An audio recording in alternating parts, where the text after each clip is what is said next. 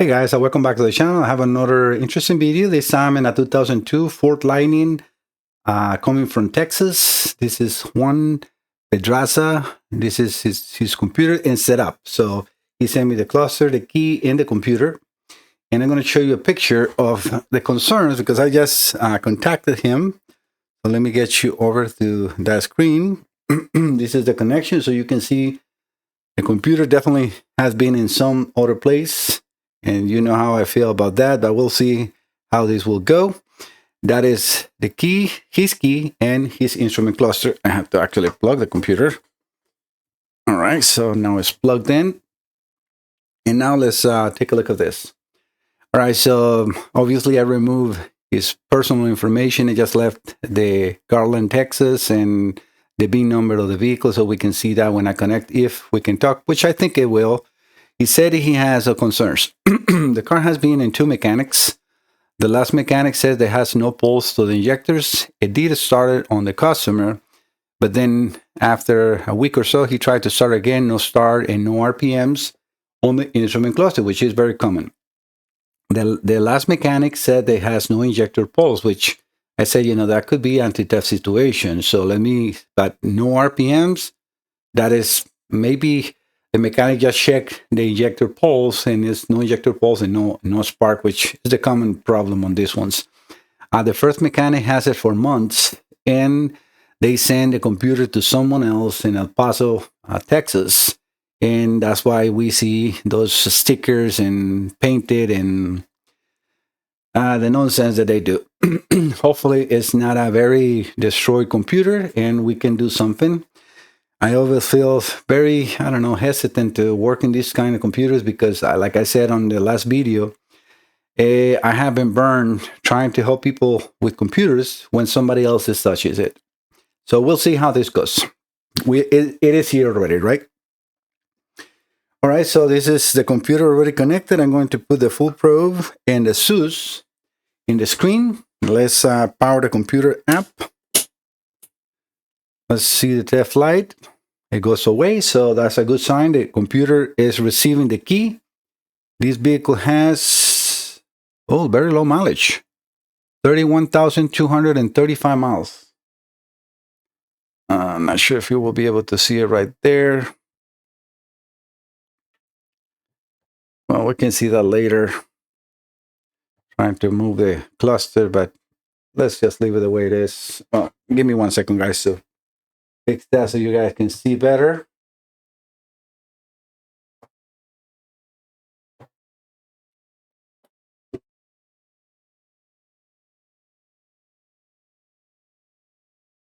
Such a weird design of cluster.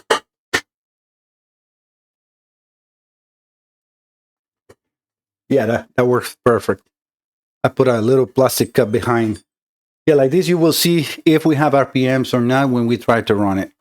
All right, let's connect the scanner first. All right, so let's do, I need to connect the VCI. It's not plugged in. So let's wait for that to connect. Can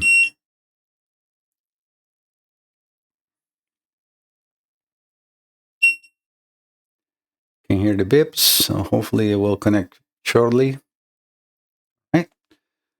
It's doing an automatic ID. Let me just double check the image that I have in here. It says CA 59294. So 59294. That is correct. All right, let's enter the engine computer.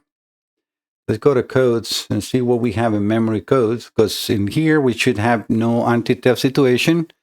Yeah, well, all OBD incomplete and fuel pump, that's very normal on a computer that was removed from power. So that is very normal. Let's go over to data display. And as I normally do, we're going to enter on accessories. And we're just going to select the RPM pit, which is the most important. I want to see if the computer can read RPM or not. We're going to do a custom selection. We're going to deselect all and just select the RPM and put them in a graph mode so you can see a nice graph. And the reason I use the Snap-on scanner is because it gives two colors. So you will see not just the line. When it runs, if it runs, you will see that very clearly. All right, so the full probe, I need to make sure that I have signal 51. That's for lowest speed RPM. We're going to inject that, and I just hear it. So in my run here, it has been plugged in for a little while, so we'll see. All right, so right now we have injector and coil. The RPM signal looks pretty clean.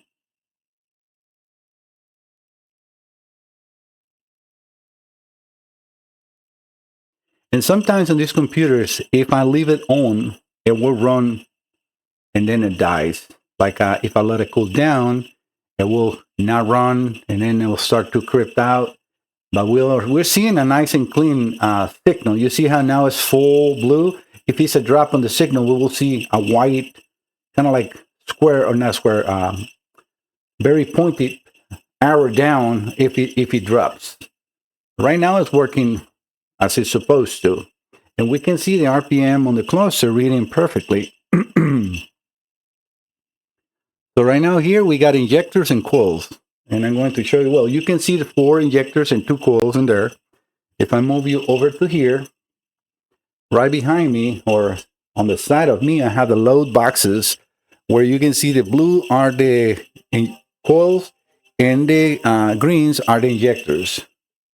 Give me just 1 second, guys. I got to take this call. All right, guys. Sorry for the interruption, but it was a customer that already, actually another Ford Lightnig I just repaired. And he's very happy to hear. I sent him the video and everything is working very good for him. All right, so yeah, so far it's running. So we have injectors, we have coils, and the signal in the scanner is actually really clean. So let me snap this and let's try to run it in high RPMs. All right, so we're going to now inject signal number 7.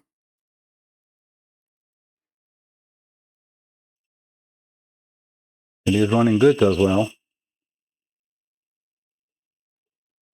As I was saying to you guys, yeah, those are the load boxes. Those are very, very special tools. They mimic the injectors and the coils, and they're really good loads. Some of the new computers don't like the coils when that happens, and I need to see a primary or secondary fault. I connect a box that I have with real coils, and if I need to real injectors too, but with injectors I have no issues. But yeah, so this is looking more like a computer that will need to be off for a while, and that was probably my error because I had the computer connected for a while prior to show you in the video. Because yeah, his concerns are definitely not running, and we can see it running and running everything in here. We got no issues with the anti-theft. I'm going to show you what will happen if we have an anti-theft situation. So you get to see that. I'm going to turn it off, turn the ignition back on. I'm going to move you guys over to this capture, and I'm going to remove his key. Remember, this is his setup. I'm going to turn the ignition off. And I'm going to put one of my keys that is not programmed to the vehicle, right? Because he has his own key here. Yeah, I'm not too much in the way, so I'm going to put my key here. And when I turn this system on, you will see the anti-theft light now is because the battery is on, right? It's flickering, that's normal. The car has a protection and an anti-theft protection. But when you turn the ignition on, the light should be steady on and then goes off. When you have a non-programmed key, the light should be flashing, and you will see that. You see right now we have a flashing light. When this happens, if I try to run the computer, the injectors will not run, but the coils will. So let's try that. We have a signal 7, so I have to go over 1,000 RPMs. And I'm now over 1,000 RPMs. I'm going down to 700, and we can see in there, and that's the nice thing about the image, where you can see those 2 spark plugs firing, right? So that's the light, so the flickers in there, but no injectors. So this will happen if your car is not reading properly the key, or if the antenna, which isn't right in the ignition switch, is bad too. So it could be either a bad key or a bad antenna. So always I recommend to try to get a second key or program a new key. If you're trying to program and you cannot program, most likely the antenna is bad or the cluster itself, because in the instrument cluster is the anti-theft module for what they call PATS, PATS, passive anti-theft system. Yeah, but this is, definitely is getting a little hard to reproduce. So I'm going to turn this off with his regular key here. I'm going to put my key away and put his original key here. This is a Ford original key.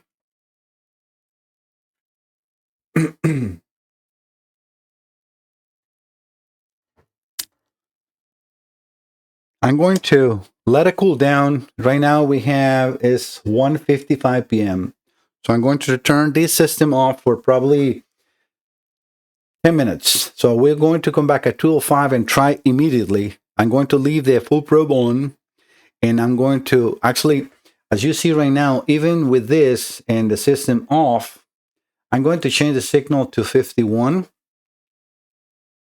which is the low RPM signal, and I'm going to inject 400 RPMs. Obviously, the computer and this instrument cluster are off, but the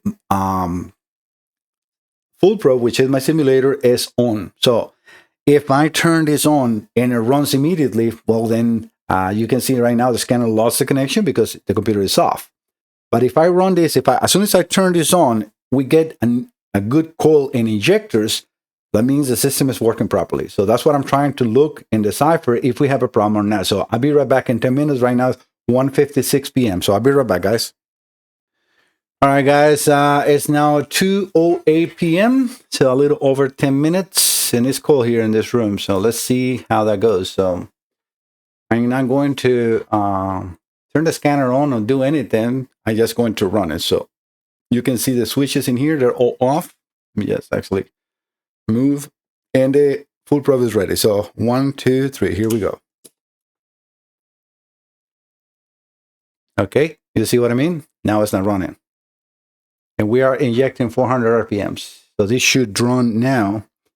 So I'm going to turn this off to not waste the coolness, right? So I'm going to go back, turn the full probe off.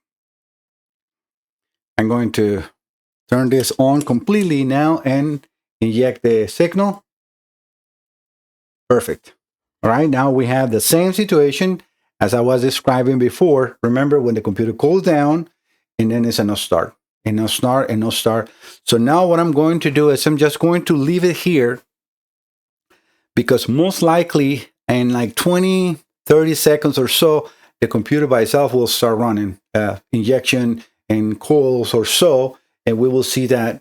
In the meantime, that we have that in there, I'm going to reconnect. Okay, well, look at that, right happened. You see what I mean? So this is where you can see that I am an expert working on this 100%. So this is no doubt about it, a problem on your computer. So now that I was able to reproduce the concern, I'm not even going to connect the scanner because we don't really need to do that. It was actually 20, probably 30 seconds, right? But we can see that now. And if I let it cool down again for another 10 minutes, we will probably have the same situation. And yes, you can. And this is when they start to become bad. That's exactly your problem. You 10, 15 minutes, 10, 15 minutes. Sometimes it's long crank and long crank and long crank and a star, long crank and long crank and a star. So this is definitely a very common situation with this computer.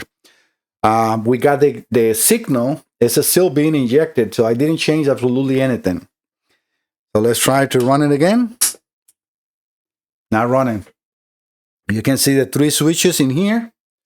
I'm just going to leave it by itself. Let's do it one more time. My hands are here.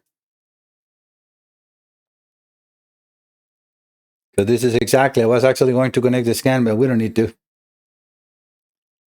This is really good that we can reproduce it. Surprise, such a low mileage on that cluster. Hopefully, maybe the car is in very good shape.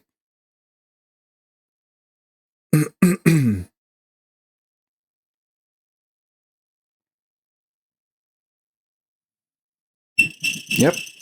Once again. And this is, obviously, you cannot do this in the car because this, you will burn the starter. You will be cranking, right? But if you leave the ignition on, the car will run. All right, so again, we are definitely able to reproduce 100% the concerns. So now what I need to do is actually open up the computer and see what I'm going to find in there or not. So I'll be right back, guys. All right, good news for me, guys. It looks like they just painted the computer. They didn't do absolutely nothing to the board.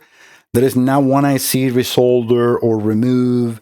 Everything is original. The only thing I did see, they scraped a little bit here and a little bit of the clear coat, but they didn't solder or remove anything. Same thing is on the other side. Everything is pristine and in original condition, which is, this gives me a peace of mind because now I can be the first to actually work on this and I know what I'm doing. The problem is when people that don't know what I'm doing try to, work on this. And I understand if it's your own car and you're trying to do this, I mean, be my guest, but please don't send it to me. Because, yeah, you can learn. I would not recommend you to start on a computer as expensive as this one because they're really expensive.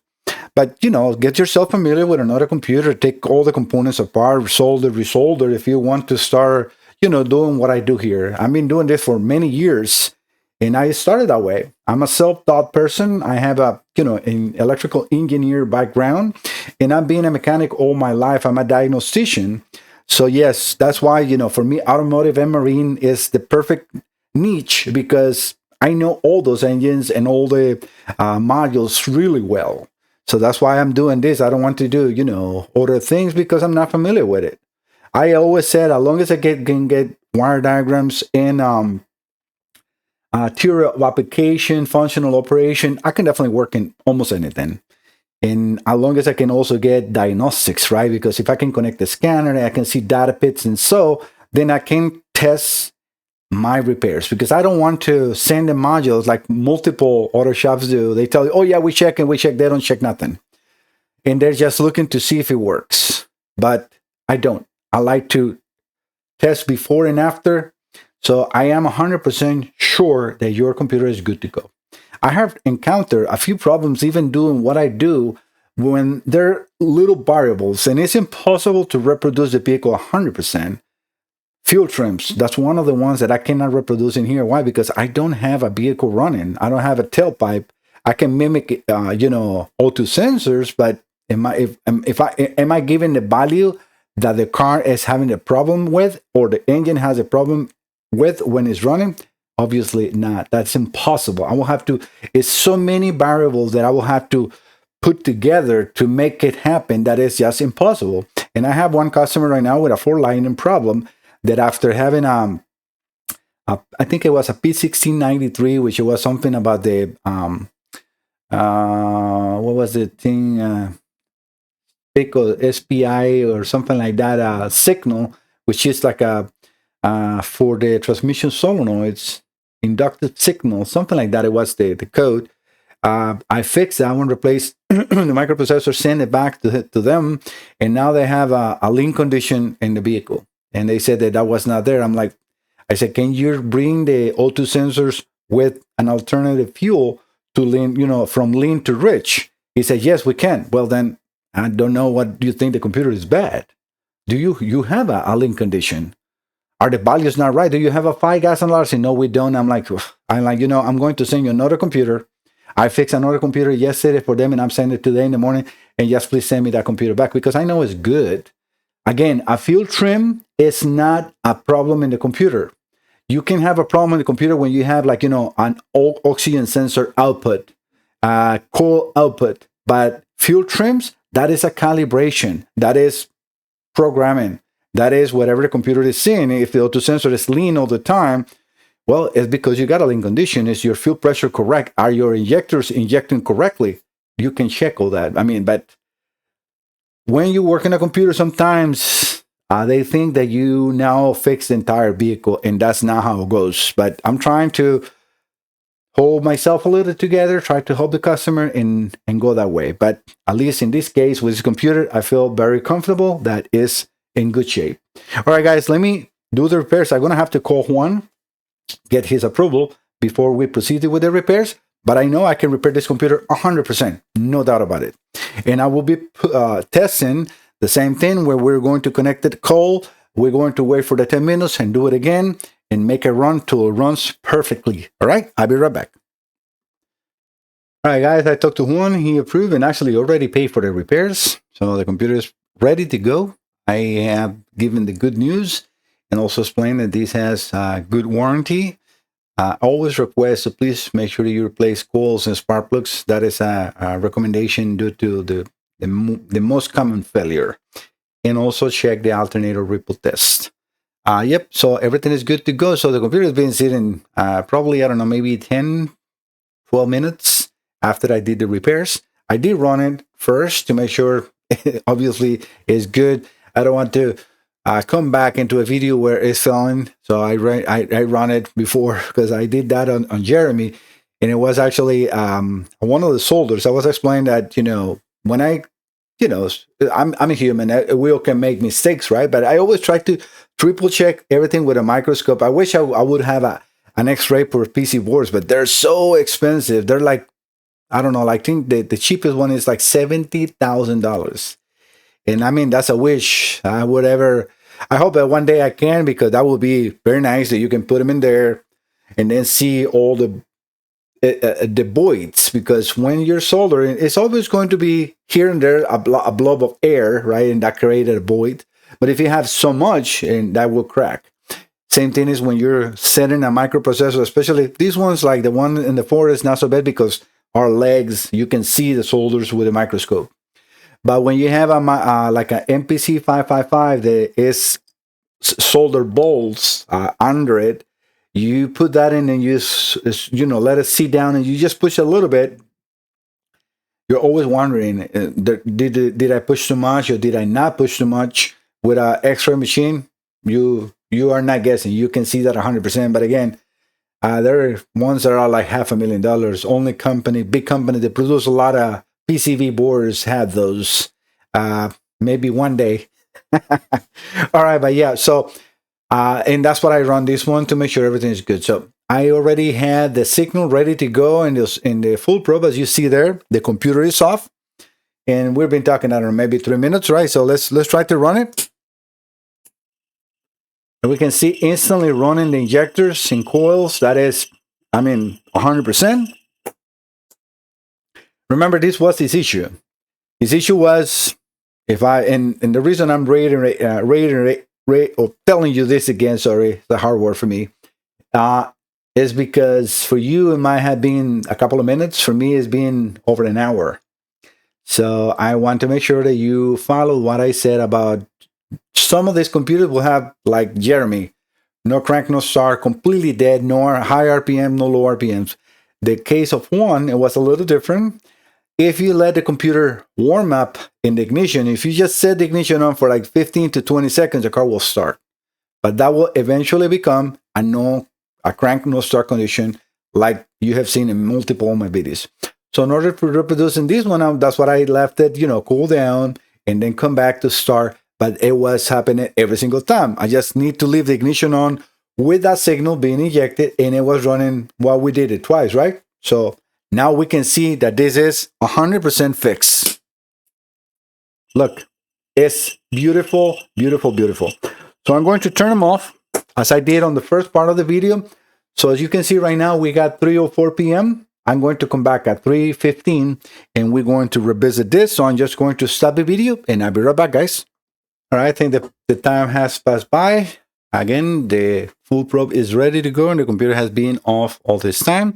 Well, let's try one more time. And we can see that injection and coil instantly happening. This computer is fixed 100%. All right, guys, again, this is probably a short video for you. It's been a long day for me. Thank you so much for trusting my Salazar Diagnostics. If you're here, please subscribe to the channel. That really helped my small business a lot.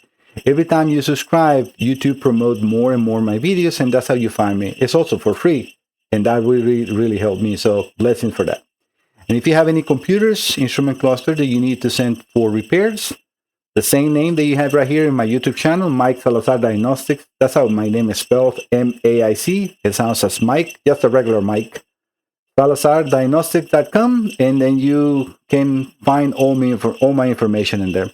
There's also 2 boxes, one white one and a black one, and I can show you that if you guys want. I can show you that in the display. Let me just take the full probing meter. Just quickly, just press something that I'm not using. So Suits and full probe, and let me take you over to my website. Just a quick, so you can see how the website looks. That is the website. So right under my letters, you have that white box. If you click in there, that download a PDF, a Word document that you can print, fill, and then add in a box with the modules. And the black one is to open your email with my email already there. As you see on top of me, you have my telephone, my email, everything is in here. All right, guys, see you next time. Bye-bye. Juan, thank you so much. Bye-bye.